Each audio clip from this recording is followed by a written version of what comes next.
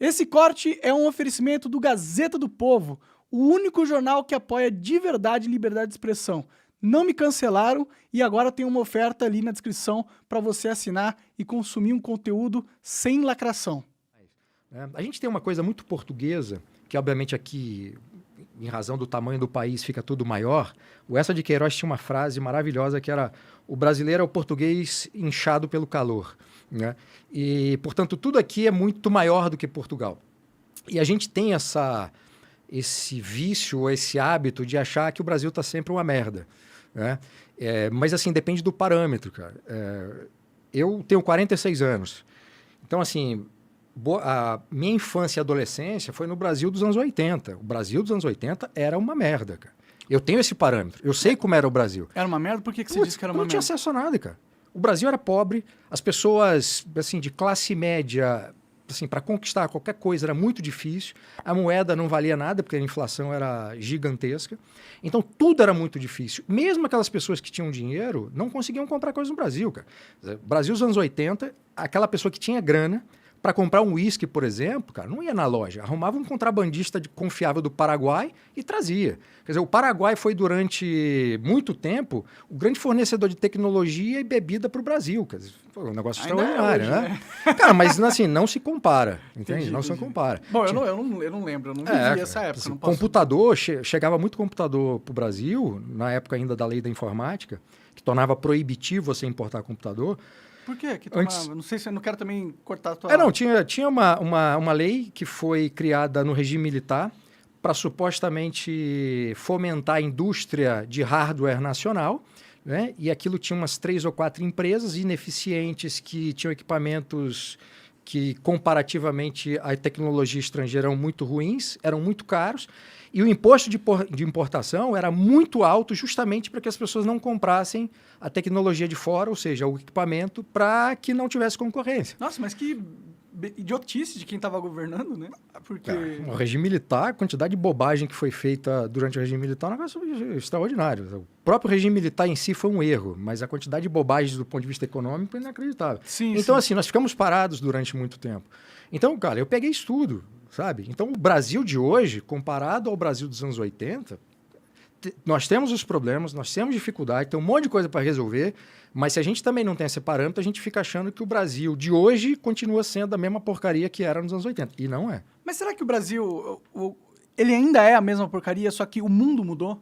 Tipo, o Brasil estacionou e ficou parado, e só pelo mundo ter mudado, a gente começou a ter mais coisas. Não, cara, mudou muita coisa. Houve uma globalização industrial. Só a mudança de moeda que houve a partir de 92, 94, acho que a transição começa em 92 com o governo do Itamar Franco, né? Que aí passa o RV e depois o real.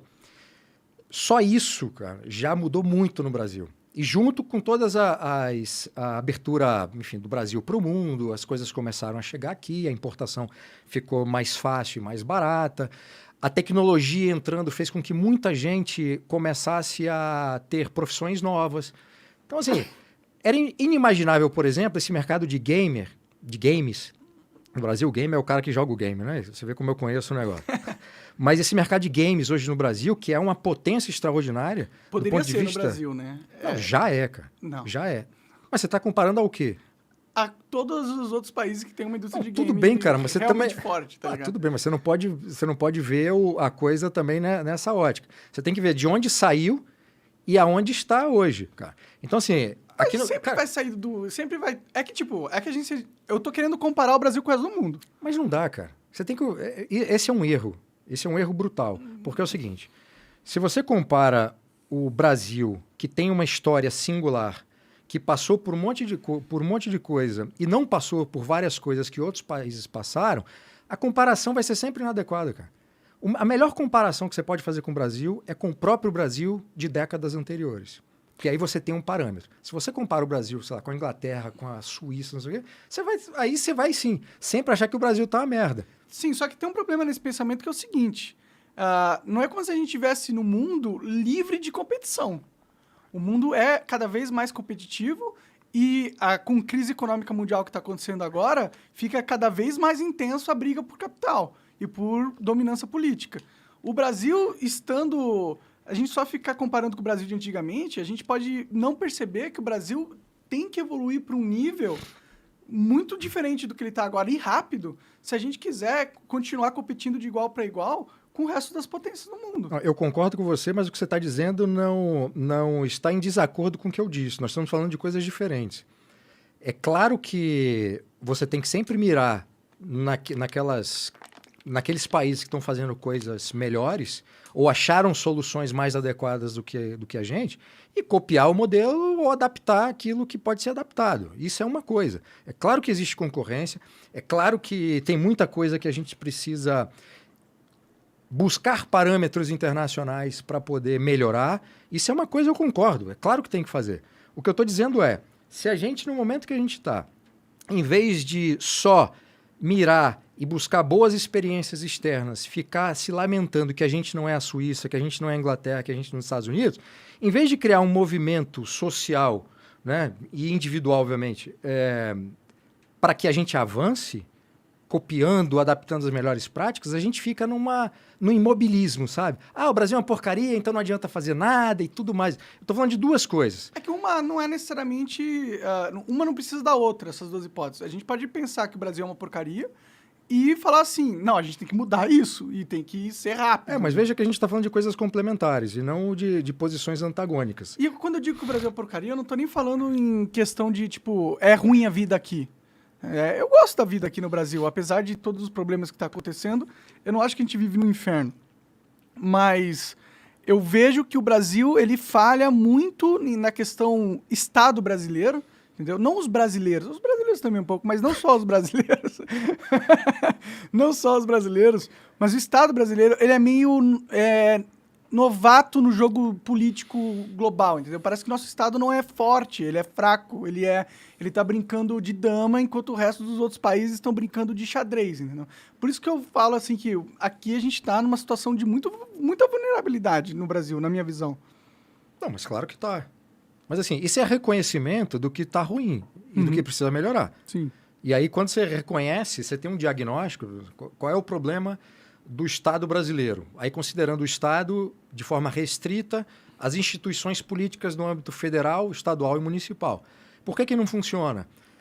Por que a classe política na média é tão ruim? Né? Quais são os incentivos que existem para que os piores entrem no poder e conquistem o poder? Então, isso tudo a gente precisa identificar, reconhecer que há um problema e ver o que os outros países fizeram e adotar soluções próprias. Você copia por um lado e você cria soluções nossas, né? Então tem uma série de incentivos legais, institucionais, estruturais que podem ser alterados para que isso melhore, né? Mas o que eu estou dizendo, em termos de comparar o Brasil, é que é para a gente não perder a nossa própria memória cultural e política. Porque se a gente perde isso, a gente não sabe de onde a gente saiu e como a gente está agora. E se a gente não tem esse parâmetro, estava ruim em tal tempo, a gente avançou nisso aqui, a gente não avançou nisso aqui, isso aqui está melhor, mas isso aqui está pior. Se a gente não tem um parâmetro com a gente mesmo, enquanto país, cara, a gente fica andando em círculos. A gente sempre fica mirando fora e não consegue avançar. Você imagine um profissional. Você começa a estudar, você faz um planejamento de vida. Nesse planejamento de vida, de 5 em 5 anos, imaginemos que essa pessoa vai olhar os 5 anos para trás e dizer, pô, eu consegui avançar. Tudo isso vai te dando força para melhorar. Se você não faz esse exame, esse autoexame, cara, as coisas vão acontecendo, às vezes você não sabe onde errou, né? Você não sabe onde errou, você não sabe onde acertou, você sequer sabe. Você pode até se sentir bem. Eu estou bem aqui. Mas será que realmente você está usando todo o potencial que você tem e poderia estar melhor? Sim. Né? Então, assim, o mesmo parâmetro que a gente pode adotar individualmente, isso eu acho fundamental para o país. Aí tem um outro problema de ordem histórica. Se a gente não conhece a própria história, também os parâmetros históricos que estão perdidos ou ocultados, omitidos, sem esses parâmetros a gente também não consegue sequer identificar qual é a nossa identidade. Por que eles estão ocultados? Quem que ocultou esses parâmetros? Cara, isso começa no golpe militar de 15 de novembro de 1889, quando se derruba a monarquia por meio de um golpe militar e se instaura de cima para baixo, de forma autoritária, uma república no Brasil. A partir desse momento, há um projeto deliberado, institucional, para apagar toda a memória da monarquia. De início, o medo desses caras, e esse projeto avançou por causa disso, é que a própria população se levantasse, se ainda houvesse resquícios da monarquia, e derrubasse a República. Porque a República não foi uma obra de um anseio popular. Foi uma obra de uma elite positivistas militares e uma ala liberal, que não estavam satisfeitos com os rumos da monarquia e decidiram promover um golpe de Estado para derrubar. E aí houve, de início, essa tentativa de apagar a história e recomeçar o Brasil do zero, né? Você acaba de assistir um corte do Monarch Talks, agradeço demais, mas se você quiser ver o vídeo na íntegra e acompanhar ao vivo todas as transmissões, você tem que ir lá no rumble.com/monarch para não perder nada. Segue a gente lá.